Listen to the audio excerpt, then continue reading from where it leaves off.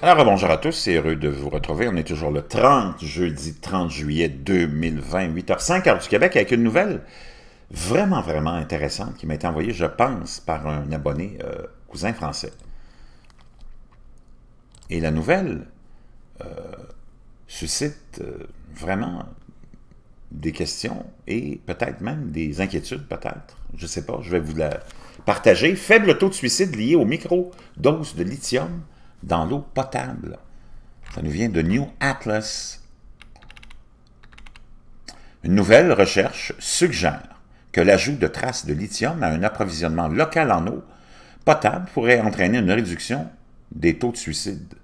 Une nouvelle revue systématique de plus d'une douzaine d'études du monde entier a confirmé une association entre des zones géographiques avec des niveaux naturellement élevés de lithium dans l'approvisionnement en eau et de faibles taux de suicide. Les chercheurs suggèrent que des essais devraient être entrepris pour vérifier si l'ajout de traces de lithium à l'approvisionnement en eau d'une communauté pourrait améliorer le bien-être et réduire les taux de suicide. Mieux connu aujourd'hui comme traitement du trouble bipolaire, les effets plus larges du lithium sur la santé mentale sont connus depuis un certain temps. Au début du 20e siècle, le minéral était même présenté comme un tonique général pour la santé du cerveau et incorporé dans les premières recettes de la boisson gazeuse populaire 7-Up. Malgré ses avantages connus de stabilisation de l'humeur, le lithium s'est avéré un composé difficile à administrer en thérapeutique. Il peut très facilement devenir toxique si des doses soutenues sont trop élevées. C'est pourquoi il a finalement été interdit en tant que complément de boisson en 1948 et n'est maintenant principalement administré comme médicament thérapeutique que sous étroite surveillance par des psychiatres. Un nombre croissant de preuves convaincantes commence à suggérer qu'il pourrait y avoir des effets bénéfiques à une exposition prolongée au lithium provenant de sources naturelles. Un certain nombre d'études épidémiologiques ont enquêté sur les communautés locales dont l'approvisionnement en eau contient des niveaux de lithium supérieurs à la moyenne. La recherche a révélé une corrélation distincte entre des niveaux plus élevés de lithium naturel dans l'approvisionnement en eau d'une communauté et des taux plus faibles de démence, de crimes violents et de suicides plus tôt cette année. Des scientifiques de l'Université McGill ont présenté une nouvelle formulation de microdose de lithium conçue pour ralentir la progression de la maladie d'Alzheimer. Mais cette recherche en est encore à des stades précliniques et doit encore passer à des essais humains rigoureux. La prévalence des problèmes de santé mentale et le taux de suicide nationaux, je pense que c'est Jean-François qui m'a envoyé ce lien-là sûrement, merci à Jean-François, augmente dans de nombreux cas, dans de nombreux pays, explique l'auteur principal de la nouvelle étude Anjum Memon, expliquant la motivation derrière cette recherche. Dans le monde, plus de 800 000 personnes meurent par suicide chaque année, et le suicide est la principale cause de décès chez les personnes âgées de 15 à 24 ans. Administré par des psychiatres dans des conditions cliniques, le lithium est connu pour réduire directement le taux d'idées suicidaires. Un certain nombre d'études épidémiologiques ciblées ont également détecté un lien entre des taux de suicide plus faibles dans une communauté donnée et des niveaux naturels plus élevés de lithium dans leur approvisionnement en eau. Cette nouvelle étude offre la revue systématique la plus complète des preuves publiées à ce jour, englobant 15 études.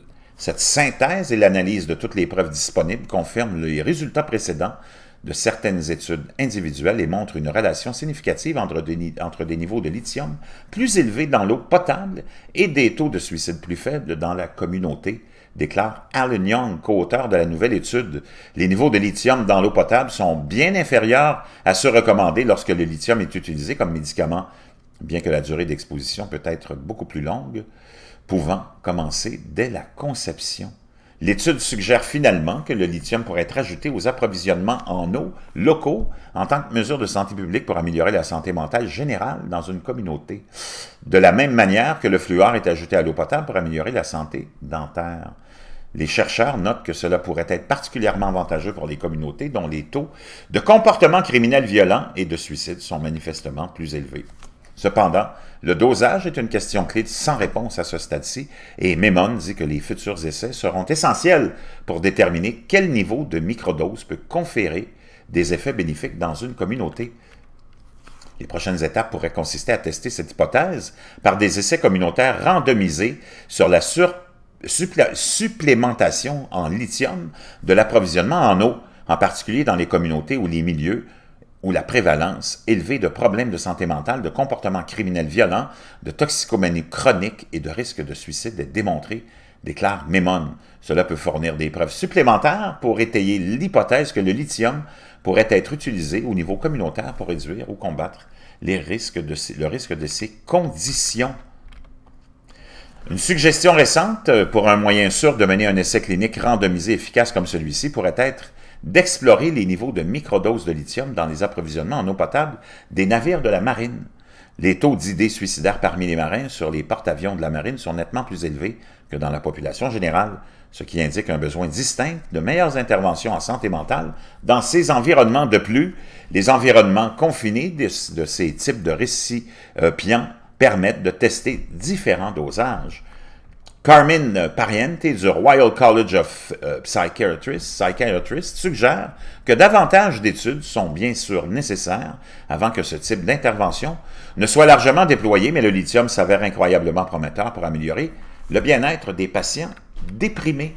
Cette étude montre que les frontières entre les médicaments et les interventions nutritionnelles ne sont pas aussi rigides que nous le pensions, ouvrant la possibilité de nouveaux traitements couvrant les deux domaines. Explique Pariente, qui n'a pas travaillé sur cette nouvelle étude. Plus de connaissances des propriétés bénéfiques du lithium et de son rôle dans la régulation de la fonction cérébrale peuvent conduire à une compréhension plus approfondie de la maladie mentale et améliorer le bien-être des patients souffrant de la dépression et d'autres problèmes de santé mentale. Vraiment intéressant. On verra bien jusqu'où on mènera cette idée-là.